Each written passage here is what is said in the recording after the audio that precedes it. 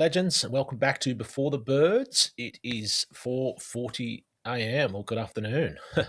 Late this morning. The roosters are still asleep. The coffee is super strong, and we're going live from KubeNest today. In episode 2, we talked about why your data is a mess and what single source of truth actually means. In episode 2, you mapped out your sustainability data universe with the topics systems and owners. And today we're going to do the boring work that makes all of it hold together. And honestly, this is my favorite topic. It's going to be naming conventions that scale. So using a simple two-mast system that you can actually live with for the next 5 to 10 years. So why this matters? It's very important to understand that most data fights aren't about the maths. It's more about the identity.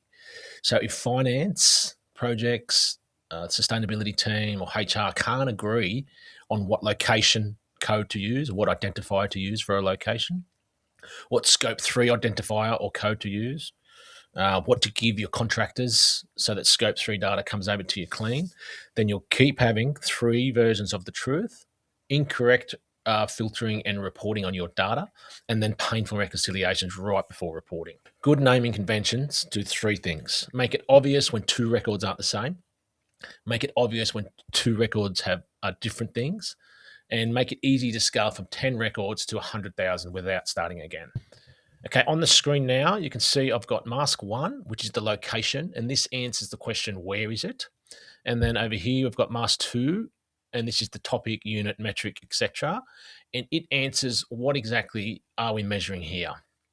So the data point you create is just those 2 put together. Okay, let's start with location. Now that's the where. So this is mask 1, and the format is going to be 00 or 2 numbers, 2 letters, 3 numbers, 3 letters, whatever you come up with, it doesn't matter. You just need to work out how many locations you have and does those character limits suffice to be able to scale. Okay, so we've got here Sydney office, which is 01, Melbourne office 02, and a project location, say Greg's Wind Farm, is 03. So the example of how that looks is just 2 digits. Now, if we have a look further down, to put this into a table, the identifier will sit first. The name of what you want to call that identifier sits second, and then a description of what you want to put in there. So this table needs to be saved somewhere so that all the organization can read it. And I'll explain later how you govern this one here. Okay, next we have mask 2, which is just sitting there. So up the top, you can see that I've got it as material topics, subcategories, metrics, and then asset numbers, suppliers, extra, whatever it comes down there. You just need another character limit there. So as you can see, I've got 2, 3, 3, 3, and as I said before, it can be whatever you want, but with material topics, I feel like 2's enough because you may have 10 to 20, and then that 2 number character limit will be easy to kind of manage going forward. So if you have a look, what I've done is just use 2 letters for emissions. Scope 1 transport, I've grouped them together as a subcategory, and we've used 100. We started at 100 because OCD won't let me start at 0. So scope 1 with 1. Diesel, in scope 1 transport, diesel can be broken out into heavy duty and light vehicles. So it needs to be diesel light vehicles. And then for diesel heavy vehicles, you might be DIH. So it could be DIL. It doesn't matter what you use. You just have to be consistent.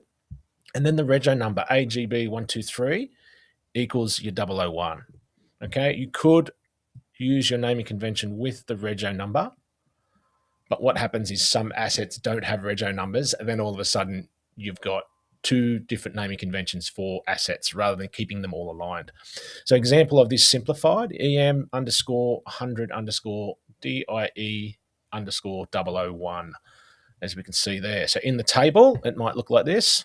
Again, always your topic unit code at the start, your material topic, subcategory, metric, and asset field.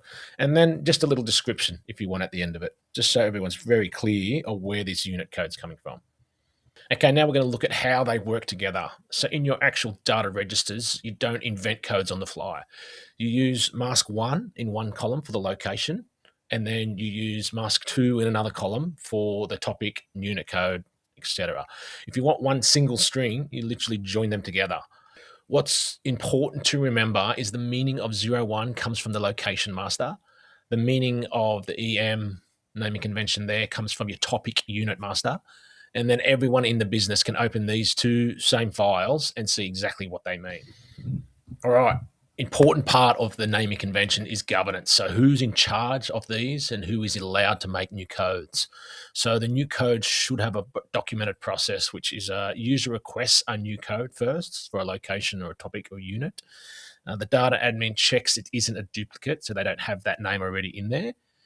Then the data admin will add it to the relevant master file, whether it's mask 1 or mask 2, and then it is used in the registers, systems, or reports. So no one free types codes into any live data system anymore. And a very important part of this whole process here, before you create any new identifiers, you must check that there's not existing codes or regios or NMI numbers that are already being used somewhere else, because that will just cause even more chaos. So as an organization, you need to sort out what's used where, and especially if you start to integrate into systems later, this naming convention will save you so much time to how to pull data from one system to another.